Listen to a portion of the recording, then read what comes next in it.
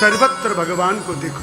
जितनी भी नदियां हैं ये सब भगवान के नस हैं, और जितने भी पहाड़ आदि हैं ये सब भगवान के हड्डी हैं, और जितने ये प्रकृति जो हरियाली है ये भगवान के श्रृंगार है। जब आप खुश होते हो तो समझो भगवान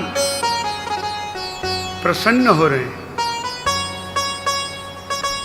सर्वत्र भगवान को देखो, सर्वत्र परमात्मा को देखो। जो परमात्मा मुझ में है वही परमात्मा सब जीव में, चाहे वो घोड़ा हो, हाथी हो, मनुष्य हो, जितने भी जीवधारी सर्वत्र परमात्मा है और सबको प्रणाम करो। प्रभु आप सर्वत्र हैं। फिर जब सर्वत्र परमात्मा को दिखना शुरू हो जाएगा तुम्हें, फिर भगवान का ध्यान सूक्ष्म रूप से परमात्मा को हृदय में देखना। ये 6 सूत्र हैं सुखदेव मुनि के। हम माला भी जप करते हैं तो माला जप करते समय उत्तम है मनी मन जप करना। ओष्ठ हिलाकर हम जो जप करते हैं वो मध्यम है, और बोल के जप करते हैं ये जप की एक गति है। तो सर्वप्रथम हमें बोलकर जप करना चाहिए। प्रयास हम क्या करते हैं, अंतिम पड़ाव में चले जाते हैं। कोई भी कार्य करते हैं, नहीं, आप प्रयास कीजिए, पहले माला लीजिए। माला जप करने की विधि है। माला जप करते समय बोल बोल के करो, फिर शनै शनै शनै। जब आप माला जप करना शुरू करते हैं तो आपके मन देवता कभी आपने जो सोचा नहीं वही याद दिला देते हैं।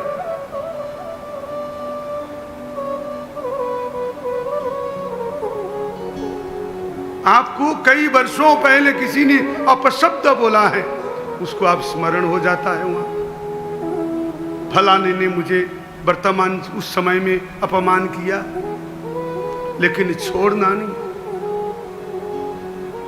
माला जप करना छोड़ना नहीं, अनवरत जप करते रहना चाहिए। क्योंकि माला छोड़ देंगे तो फिर आप लड़ कैसे पाएंगे। एक बार कबीरदास जी ने माला जप करना छोड़ दी तो माला बोल पड़ी। कबीरदास जी, माला कहत कबीर से तू मत छोड़, मैं माला कहत कबीर से तू मत छोड़ मोय, बिना शस्त्र के सूरमा लड़त सके न कोई। माला बोल पड़ी, अरे कबीर, कितना भी शूरवीर हो, कितना भी प्रतापी हो, यदि वो रण क्षेत्र में जाए, युद्ध क्षेत्र में जाए और निशस्त्र जाए तो लड़ नहीं सकेगा, शत्रु प्रहार कर देंगे उसको। जब तू माला छोड़ देगा तो ये काम, क्रोध, मद, लोभ, मोह जैसे ये पराक्रमी शत्रु तुझे छोड़ेंगे नहीं। इसीलिए माला तेरे लिए शस्त्र है।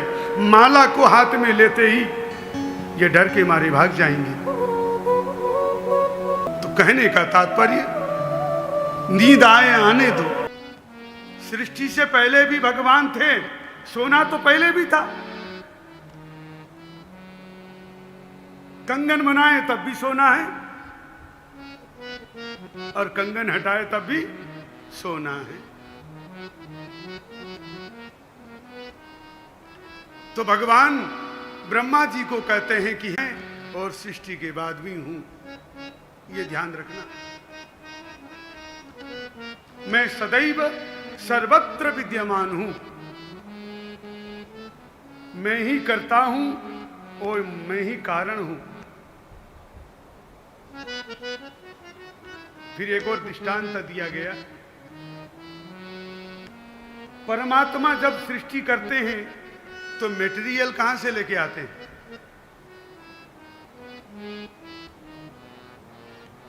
आज हम घर बनाएंगे तो सीमेंट चाहिए, बालू चाहिए, ईटा आदि चाहिए, जुगाड़ करते हैं ना। तो परमात्मा कहां से लेके आते हैं? बोले फिर मकड़े का मकड़ी का जो है ना, उसका दृष्टांत दिया गया। मकड़ी जब अपना जाल फैलाती है, वो कहां से लाते हैं मटेरियल? धागा कोई कंपनी का लेके आती है क्या? वो नहीं, वो खुद जाल फैला लेती है और उसी में खुद नाचती कूदती है, और जब मन किया तो अपने अंदर में समावेश। ठीक उसी प्रकार से परमात्मा कर्ता भी है, कारक भी है, और जो मटेरियल भी वो भी परमात्मा ही है। क्योंकि भगवान ने तो जल में, स्थल में, भगवान सर्वत्र है। जले विष्णु स्थले विष्णु, जल में भी विष्णु है और स्थल में भी विष्णु है। भगवान सर्वत्र है। तो भगवान ब्रह्मा जी से कहते हैं कि ब्रह्मा, बस एक ध्यान रखना, तुम सृष्टि करना, सृष्टि के समय मुझे भूलना नहीं, और मुझे भूलोगे तो अभिमान आ जाए। ये ज्ञान केवल ब्रह्मा जी के लिए नहीं है, ये ज्ञान हम लोगों के लिए भी है। हम जो भी कार्य करें, बस परमात्मा को न भूलना। अच्छा कार्य हुआ, दौड़े दौड़े मंदिर में गए, प्रभु बस आपकी कृपा से सब काम हो रहा है, करते हो कन्हैया, मेरा नाम हो रहा है। बस आप कर रहे हो, हम तो केवल निमित्त हैं। हम केवल दुख के समय जाते हैं। धन संपत्ति घर आवे, कष्ट मिटे तन का। केवल दुख के समय जाते हैं, दुख दारिद्र हरो। और सुख के समय में अपना कलर ऊपर करके अपनों में ही व्यस्त रहते। महाराज, अब किसी किसी को प्रशंसा सुनने की बड़ी आदत रहती है। किसी किसी को बोल दो, भाई ये आपके कारण से हुआ। बोले नहीं नहीं, ये तो प्रभु के कारण। केवल वो मुंह में रहता है, अंदर ही अंदर बोलते नहीं। बस वो थोड़ा सा इठलाते हुए बोलते हैं प्रभु के कारण। मन ही मन तो भाई परिश्रम तो मैंने किया। ये कभी नहीं होना चाहिए। जब तक परमात्मा कृपा न कर रहे, हम केवल पंगु हैं, और परमात्मा कृपा करेंगे। मूकम करोति वाचालम पंगुम लंघयते गिरिम। परमात्मा कृपा करते हैं तो गूंगा बोलना शुरू करता है और पंगु गिरी को पार कर देता है। तो ये हमेशा ध्यान रखना, केवल परमात्मा की कृपा से ही सब कुछ होता है। तो भगवान इस चतुश्लोकी भागवत में ब्रह्मा जी को यह भी ज्ञान देते, ब्रह्मा मैं सर्वत्र हूं, सभी स्थान में हूं, और जो भी कार्य करो, सृष्टि करो, लेकिन मुझे भूलो न। बस नाम जपते रहो, कर्म करते रहो, कृष्ण गोविंद गोपाल गाते चलो।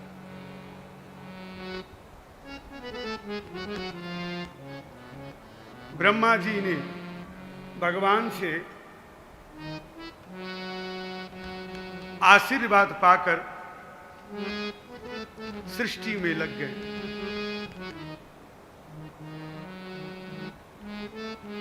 जब भगवान का आशीर्वाद मिला तो ब्रह्मा जी ने सर्वप्रथम मानसिक पुत्र उत्पन्न किए 4, सनक, सनंदन, सनातन और सनत कुमार। 4 पुत्र ने ब्रह्मा जी को प्रणाम किया। तो ब्रह्मा जी ने कहा कि हे पुत्रों, सृष्टि करो। चारों ने कहा कि हम ये माया जाल में फंसना नहीं चाहते, हम तो हरि का भजन करेंगे।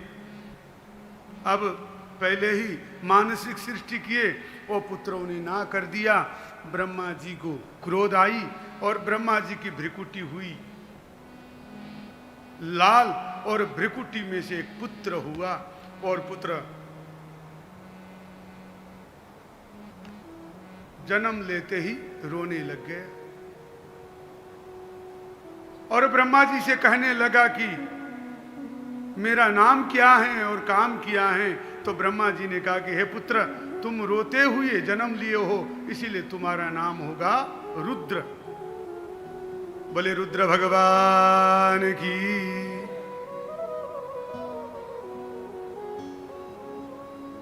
अब तुम सृष्टि करो। ब्रह्मा जी की आज्ञा पाकर भगवान रुद्र सृष्टि करने लगे, और भगवान रुद्र की सृष्टि को देखकर ब्रह्मा जी भी डर गए। ब्रह्मा जी ने कहा ये तो गजब हो गया, बेटा रहने दो बस। ऐसी सृष्टि से तो सृष्टि न करना ही अच्छा है। भूत प्रेत, किसी का पांव नहीं, किसी का मुख नहीं, किसी का पेट नहीं, विलक्षण सृष्टि। तो ब्रह्मा जी ने कहा जाओ पहाड़ों में जाकर रहो और अपनी सृष्टि को भी संग में लेके जाओ। तो ब्रह्मा जी ने अब मानसिक 10 पुत्रों को उत्पन्न किए। मरीचि, अत्रि, अंगिरा, पुलह, पुलस्थ, क्रतु, दक्ष, वशिष्ठ, भृगु आदि, नारद आदि 10 पुत्रों को ब्रह्मा जी ने प्रकट किया। ब्रह्मा जी के हृदय से काम का उत्पन्न हुआ, और छाया से कर्दम मुनि आदि की सृष्टि हुई। तो ब्रह्मा जी के मन में विचार आया, इस प्रकार से मानसिक सृष्टि करता रहूंगा तो ये सृष्टि बढ़ेगी कैसे। तो ब्रह्मा जी ने चिंतन करना शुरू किए। तो ब्रह्मा जी के बाएं अंग से एक स्त्री और दाएं अंग से एक पुरुष का प्राकट्य हुआ। पुरुष में शतरूपा महारानी और पुरुष में मनु जी, और स्त्री में शतरूपा महारानी का प्राकट्य हुआ। और शतरूपा और मनु के द्वारा मैथुन धर्म से तब से सृष्टि प्रारंभ भई। ब्रह्मा जी ने मनु से कहा कि जाओ सृष्टि करो। ब्रह्मा जी की आज्ञा को पाकर मनु सृष्टि के लिए तो चल दिए, लेकिन पृथ्वी है ही नहीं। तो मनु ने ब्रह्मा जी से कहा कि हे पिता, आपने कहा कि सृष्टि करो, पृथ्वी तो है ही नहीं। ब्रह्मा जी आंख बंद करके भगवान का स्मरण करने लगे। तभी ब्रह्मा जी के नासिका छिद्र से एक बराह पुरुष का प्राकट्य हुआ।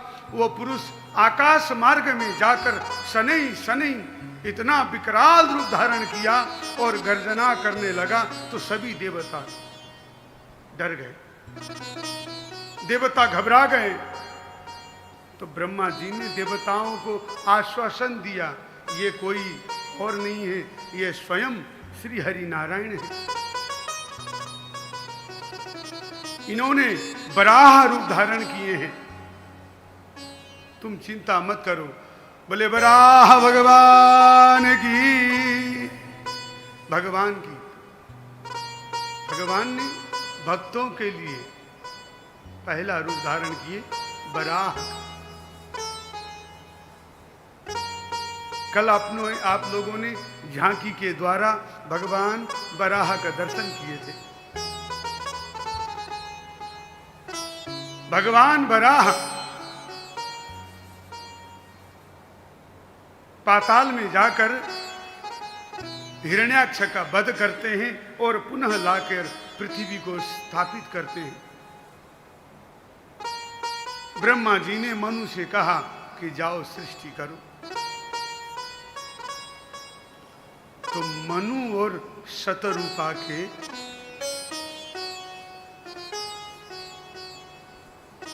5 संतानें भई।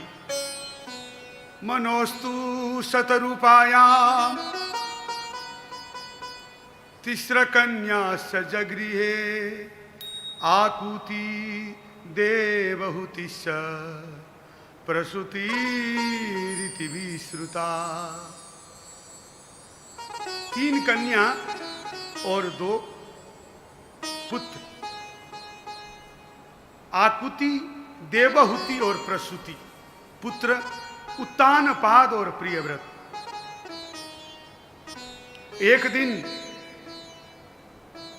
भगवान के ध्यान में कर्दम मुनि मग्न थे, तो भगवान हरि ने आकर कर्दम मुनि से कहा, हे मुनि, तुम सृष्टि में लग जाओ। तो भगवान के वचनों को पालन करते हुए कर्दम मुनि ने भगवान से कहा कि प्रभु, मैं गृहस्थाश्रम में तो प्रवेश करूंगा, लेकिन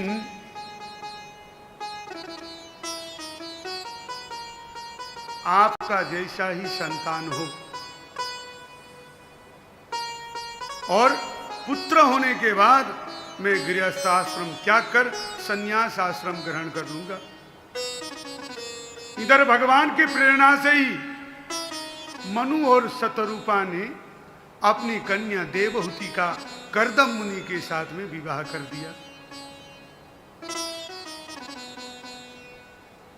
और देवहुति और कर्दम मुनि का जब विवाह हुआ, विवाह पश्चात कर्दम मुनि तप में लीन रहने लगे। हजारों वर्ष जब तप किए, जब उनकी आंख खुली तो सामने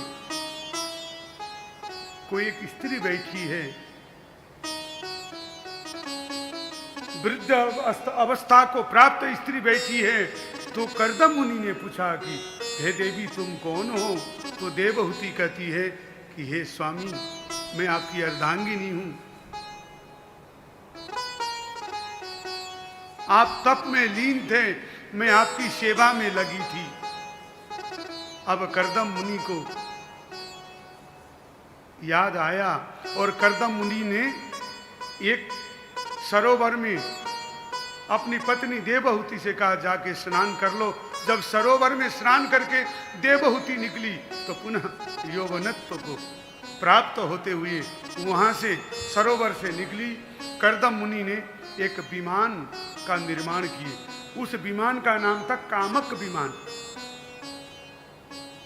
देवहुति और कर्दम मुनि हजारों वर्ष उस विमान में भ्रमण करते रहे।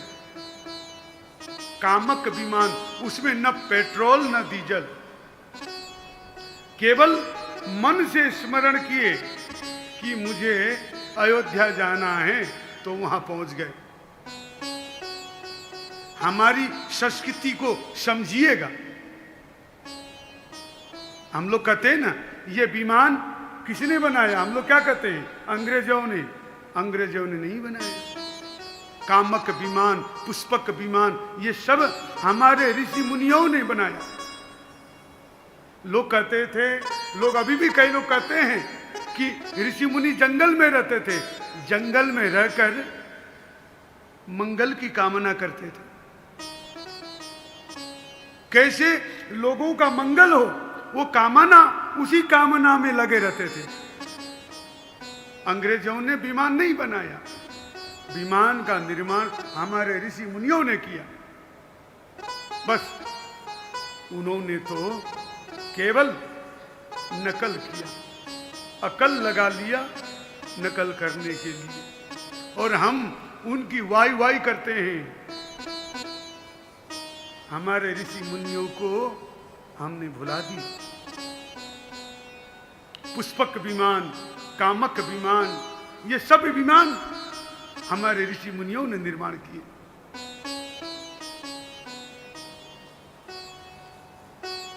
कभी ग्रंथों को झांक कर देखिए, कभी हमारे धर्मशास्त्र को पढ़कर देखिए, तब पता चलेगा। भागवत भगवान के मार्ग, भगवान तक पहुंचाने का मार्ग है। भागवत श्रवण करने के बाद हम भगवान के द्वार तक पहुंच सकते हैं।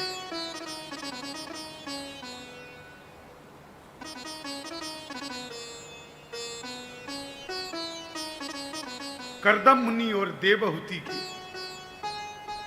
घर में 9 कन्या हुई।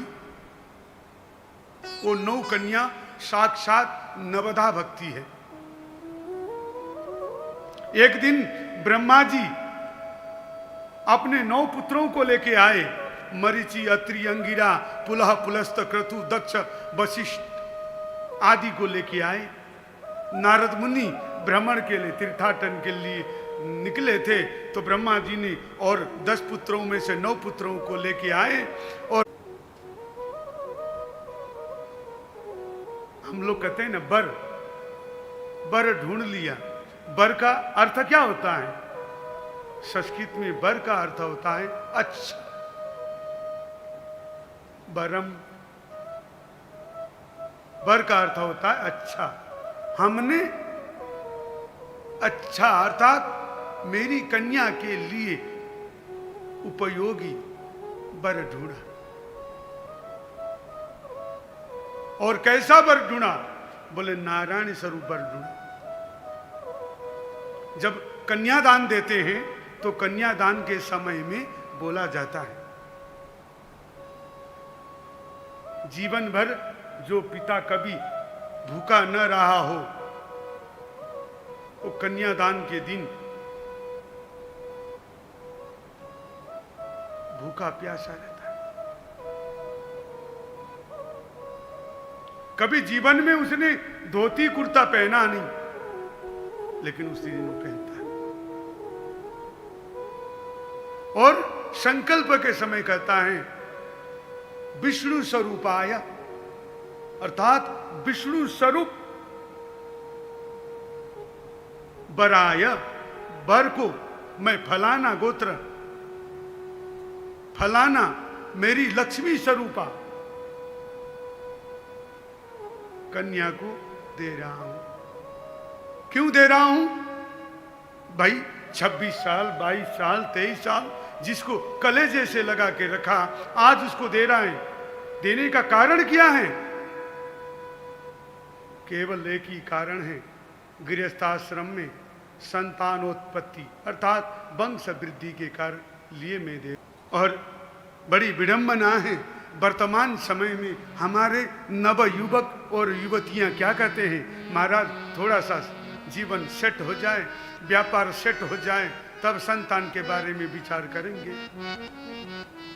सेट तो आदमी तब तक नहीं होता है जब तक वो चिता में न सोए।